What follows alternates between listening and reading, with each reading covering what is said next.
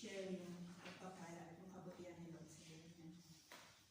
And then, hindi ako sanay tumayo dito, hindi ako naging facilitator.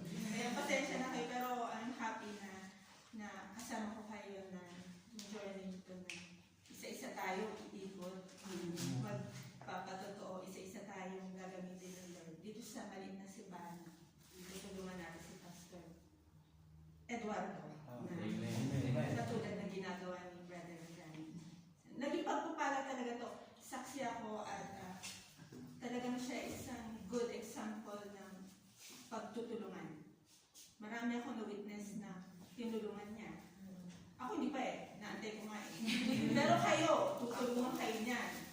Iayain kayo niyan sa kainan, tapos so gagamitin tayo ng bawat isa ni Lord para makita yung kanyang glory niya sa makikita sa bawat isa sa atin.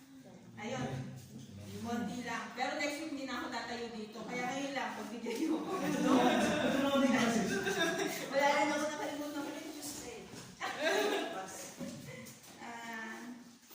Sige, ibigay ko na itong floor kay wala si Sister May baka